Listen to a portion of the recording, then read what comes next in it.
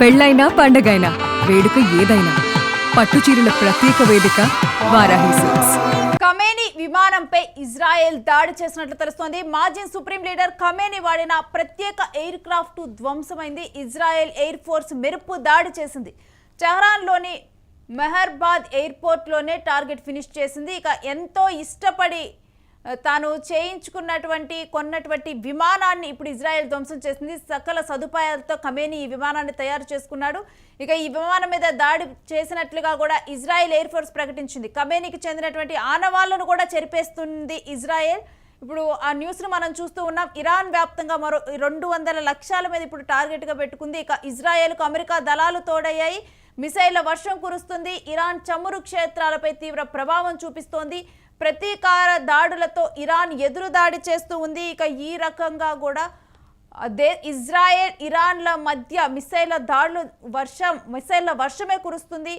Iran ఒకవైపేమో పగతో రగిలిపోతూ దాడులు చేస్తూ ఎవరి మీద ఏ క్షణంలో ఎటు దాడి చేస్తుందో కూడా తెలియని ఒక అయోమయ దాడులు కూడా ఇరాన్ కొనసాగిస్తూ ఉంది. దీంతో కూడా ఇజ్రాయెల్కి అమెరికా దళాలకు కానీ ఇజ్రాయెల్కి కానీ మిసైల్స్ కానీ తీవ్ర నష్టం చేకూరుస్తూ ఉంది ఇరాన్. ఇక పశ్చిమాసియాలో యుద్ధ మేఘాలు ముదురుతూ ఉన్నాయి. ఒక వారంలో యుద్ధం ఆగుతుందని ట్రంప్ చెప్పారు, కానీ అటువంటి పరిస్థితులు అసలు ఏమాత్రం కూడా కనిపించడం లేదు. ఎవరికి వాళ్ళు ప్రతిదాడులతో మిసైల్ వర్షాలు కురిపిస్తూ ఉన్నారు. ఇక మరొక వైపు చూస్తే ఖమేనీ హత్యతో మొదలయ్యాయి ఈ దాడులు. ఇవన్నీ కూడా ఇప్పుడు ఖమేనీ ఆనవాళ్లను కూడా లేకుండా ఇజ్రాయెల్ తుడిపేస్తున్నటువంటి ఒక పరిస్థితిని మనం అక్కడ యుద్ధంలో మనం చూస్తూ ఉన్నాము. ఈ అంశం గురించిన డీటెయిల్స్ మా ప్రతినిధి సతీష్ అడిగి తెలుసుకుందాం. సతీష్, ఖమేనీ హత్యతో ఈ యుద్ధం మొదలైంది, కానీ చూస్తూ ఉంటే ఖమేనీ ఆనవాళ్ళు కూడా లేకుండా ఇజ్రాయెల్ తను మిసైల్స్ వర్షం కురిపిస్తోంది. ఇప్పుడు ప్రతి దాడుల గురించిన అంశం ఏంటి? అసలు ఇజ్రాయెల్ తమ దాడుల గురించి ఎటువంటి విషయాలు ప్రకటిస్తూ ఉంది? ముఖ్యంగా ఇజ్రాయెల్ అలాగే అమెరికా సంయుక్తంగా చేసినటువంటి ఒక ఊహించని దాడిలో అయితే ఇరాన్ మాజీ సుప్రీం లీడర్ ఆయతుల్లా అలీ ఖమేనీ ప్రాణాలు కోల్పోయిన పరిస్థితి మనం అందరం చూసాం. ముఖ్యంగా ఈ ఘటనకు సంబంధించి ఏదైతే ఇరాన్ కి సంబంధించినటువంటి రాజధాని టెహరాన్ లోని చారిత్రాత్మక మెహరాబాద్ అంతర్జాతీయ విమానాశ్రయంపై ఇజ్రాయెల్ జరిపినటువంటి మెరుపు దాడిలో ఖమేనీకి సంబంధించినటువంటి ఈ ఏదైతే ప్రత్యేక బోయింగ్ విమానం ఆయన ఇష్టపడి ఆయనకు మొత్తం కూడా సెక్యూరిటీ పరంగా కానీ ఆయనకు అనుగుణంగా మొత్తం కూడా ఈ ప్రత్యేక విమానం బోయింగ్ 747-2J-9B అనే విమానాన్ని కూడా తయారు చేపించుకున్నారు. సో ఆ దాడిలో ఈ విమానం మొత్తం కూడా ధ్వంసమైన పరిస్థితి కనబడతా ఉంది. సో ముఖ్యంగా ఆయనకు ఉన్నటువంటి ఏకైక అత్యంత శక్తివంతమైన అత్యంత మంచి విమానం, అంటే కొంత అన్ని శక్తులకు కూడా తట్టుకొని పోయేటువంటి విమానం, అది మొత్తం ఈ ఇజ్రాయెల్ అమెరికా చేసినటువంటి దాడిలో కూడా ఇది మొత్తం ధ్వంసమైన పరిస్థితి కనబడుతోంది. ముఖ్యంగా ఈ విమానాన్ని కేవలం ప్రయాణాలకే కాకుండా ప్రాంతీయ మిత్ర దేశాలతో సమన్వయం చేసుకోవడానికి కావచ్చు, అలాగే సైనిక సేవకరణ కావచ్చు, అలాగే ఇరాన్ కు సంబంధించినటువంటి అగ్రనాయకులు ఎవరైనా అందులో వెళ్లే అవకాశం ఉంటది. అలాగే ఇజ్రాయెల్ రక్షణ దళం మొత్తం కూడా దీన్ని పేర్కొంది. ఎందుకంటే మొత్తం కూడా ఏదైతే ఇరాన్ కు సంబంధించినటువంటి కీలక నాయకులు ఆయన ఏదైతే సుప్రీం లీడర్ కావచ్చు, ముఖ్యంగా ఏదైతే దీనికి సంబంధించినటువంటి మంత్రిత్వ శాఖకు సంబంధించినటువంటి వాళ్ళు కావచ్చు, అలాగే టాప్ లీడర్స్ కావచ్చు, మిలిటరీకి సంబంధించినటువంటి టాప్ లీడర్స్ కావచ్చు, మొత్తం కూడా దేశంలో టాప్ లీడర్స్ అంతా కూడా ఈ విమానంలో ఎక్కి, అంటే సేఫ్టీ పర్పస్ ఈ విమానంలోనే తిరుగుతారు అనేది ప్రధానంగా ఉంది. ఫస్ట్ దాడిలోనే సో ఈ విమానాన్ని కోల్పోవడం కూడా మేము సాధించినటువంటి సక్సెస్ఫుల్ దాడి అంటూ కూడా ఇటు ఇజ్రాయెల్ ప్రకటన చేసింది. దాంతో ముఖ్యంగా చాలా నష్టం జరిగింది. నష్టంలో ఏదైతే విమానంతో పాటు అక్కడికే విఐపి టెర్మినల్ మరియు హ్యాంగర్ కూడా ధ్వంసమైనట్లు చెప్తా ఉన్నారు. ఈ ఘటనలో ఇరాన్ రెవల్యూషనరీ గార్డ్ IRGC కమాండర్లు కూడా సిబ్బంది ప్రాణాలు కోల్పోయారు అంటూ కూడా ఇజ్రాయెల్ అయితే ప్రకటించింది. కేవలం ఈ దాడి మొత్తం కూడా కేవలం 24 గంటల్లోనే ఇరాన్ కు సంబంధించినటువంటి మిలిటరీ స్థావరాలు, అలాగే బ్యాలిస్టిక్ మిసైళ్లు, లాంచర్లు, వైమానిక రక్షణ వ్యవస్థలో కూడినటువంటి 200కు పైగా లక్ష్యాలు, 200 కంటే ఎక్కువ లక్ష్యాలను కూడా మేము ఒక 24 గంటల్లోనే ఛేదించాము. మొత్తం కూడా ఇరాన్ కి సంబంధించినటువంటి సంపదన అంతా కూడా 90% ఒకే 24 గంటల్లో మొత్తం కూడా బ్లాస్ట్ చేశామంటూ కూడా వాళ్ళు ఇజ్రాయిల్ స్పష్టం చేయడం జరిగింది. దాంతో పాటు దీనికి తోడు అమెరికా కూడా ఈ దీంట్లో పాల్గొన్నది అంటూ కూడా చెప్పిన పరిస్థితి కనబడతా ఉంది. మాకు సంబంధించినటువంటి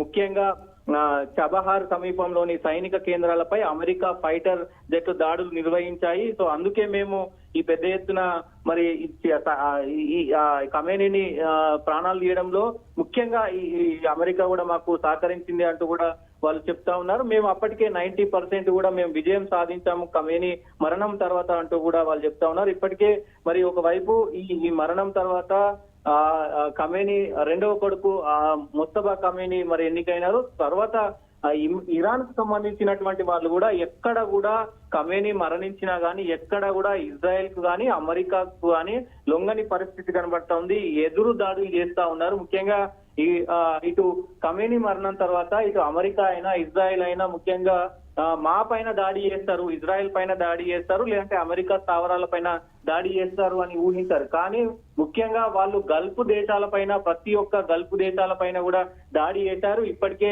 హార్మూజ్ జలసంధిని మూసివేశారు.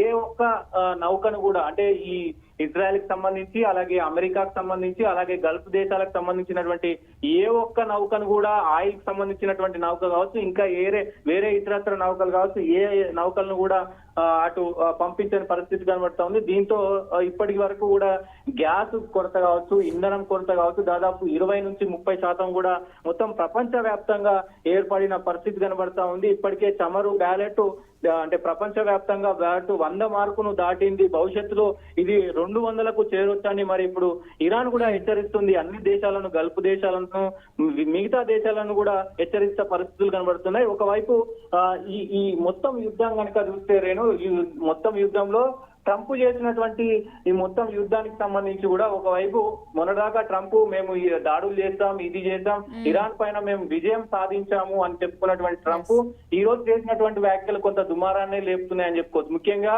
ఇటు కొన్ని పశ్చిమాసియా దేశాలు, చైనా కావచ్చు, జపాన్ కావచ్చు, ఆస్ట్రేలియా కావచ్చు, ఇట్లాంటి దేశాలను మీ నౌకలన్నీ కూడా హార్మూజ్ జలసంధికి పంపించండి, లేకపోతే మరి దాన్ని మనం స్వాధీనం చేసుకుందామంటూ కూడా ఆయన పిలుపునిచ్చారు. ముఖ్యంగా మా దగ్గర మొత్తం కూడా ఆయిల్ గానీ మొత్తం ఏదైతే గ్యాస్ కానీ ఇవన్నీ కూడా మా దగ్గర ఉన్నాయి. ఇటు అమెరికా దగ్గర ఉన్నాయి, అమెరికాకు సంబంధించినటువంటి దేశాల దగ్గర అన్నిటి దగ్గర ఉన్నాయి. సో మీకు ఏమైనా ప్రాబ్లం వస్తే మాకేంటి అనే తీరులో కూడా ఆయన మొత్తం వ్యాఖ్యలు చేస్తా ఉన్నాడు. చూడాలి మరి ముస్తఫా ఖమేనీ నేతృత్వంలో పోరాటం ఎంతవరకు కొనసాగుతుంది, అమెరికా పైన ఎలాంటి మెరుపు దాడులు ఇంకా ఇజ్రాయెల్ అమెరికా పైన చేయనున్నారు అనేది చూడాల్సిన అవసరం అయితే ఉంటది. ఏదేమైనప్పటికీ మొదట ఏదైతే ఖమేనీని చంపినారో, ఖమేనీని మరి ప్రాణాలు తీసినారో దాంట్లో చాలా అంటే సతీష్ ఈ రకమైన వ్యాఖ్యలతో ఇరాన్ ఇంకొంచెం రెచ్చగొడుతున్నట్లుగా చూడాలి. ఎందుకంటే ఇరాన్ ఇప్పటికీ కూడా తలొగ్గట్లేదు. మరొక వైపు చూస్తే కనుక ఎక్కడ దాడి చేస్తుందో, ఏ దేశం మీద దాడి చేస్తుందో కూడా తెలియనటువంటి ఒక ఆక్రోషంతో దాడులు కొనసాగిస్తూ ఉంది ఇరాన్.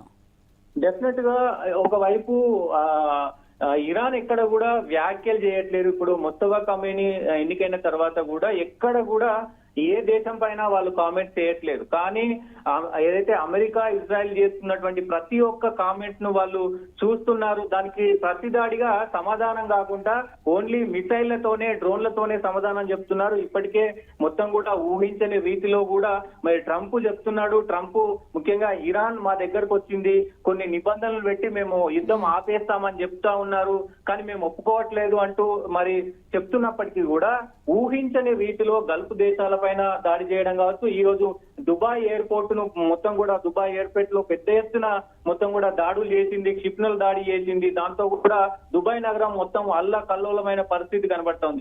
ఊహించని దాడులు ఇరాన్ చేస్తా ఉంది. ఎవరు ఊహించినటువంటి రీతిలో కూడా ఇరాన్ దాడులు చేస్తా ఉంటే ఇటు ఇజ్రాయెల్ గానీ అటు అమెరికా గానీ ఏం చేయాలో కోల్పోలేని పరిస్థితిలోకి వెళ్ళిపోయింది. మరి ఇంకా ఈ యుద్ధం ఎంతవరకు వెళ్తుంది ఏంటి అనేది చూడాల్సిన అవసరం అయితే ఉంటుంది. రేణు సతీష్, ఇక పశ్చిమాసియాలో యుద్ధ మేఘాలనే ముదురుతూ ఉన్నాయి. ఏమాత్రం కూడా యుద్ధం కంట్రోల్లోకి వచ్చే పరిస్థితి అయితే ఇప్పుడు కనిపించడం లేదు. ఒకవైపు యుద్ధం ముగుస్తుంది అని చెప్పి అమెరికా చెప్పినప్పటికీ కూడా ఇరాన్ అనేది ఏమాత్రం కూడా యుద్ధం ముగియటానికి సిద్ధంగా లేదు. ఎంత దూరమైన వెళ్ళటానికి ఇరాన్ సిద్ధంగా ఉన్నట్లుగా కూడా ఇప్పుడు కొనసాగుతున్నటువంటి దాడులను బట్టి మనకు అర్థమవుతుంది. అలానే ఇజ్రాయెల్ అమెరికా ఎలా అయినా సరే ఇరాన్ని లొంగ తీసుకోవడానికి కూడా వాళ్ళు సిద్ధంగా ఉన్నారు. ఇక దీంతో కూడా పశ్చిమాసియాలో యుద్ధ మేఘాలు అనేవి ముదురుతూ వెళ్తూ ఉన్నాయి. మిసైళ్ల వర్షం కురుస్తూ ఉంది. ఒక దేశం మీద మరొక దేశం కూడా అక్కడ కనీసం ఆనవాళ్ళు కూడా దొరకనంతగా కూడా డైరెక్ట్గా కూడా అక్కడ ఉన్నటువంటి దేశ అధ్యక్షుల్ని వీళ్ళనే టార్గెట్గా చేసుకుని ఈ మిసైల్స్ వర్షం కురిపిస్తూ ఉంది. ఇక ఆర్థికంగా నష్టం చేకూర్చేందుకు ఎక్కువగా కూడా ఈ యుద్ధం జరుగుతూ ఉంది.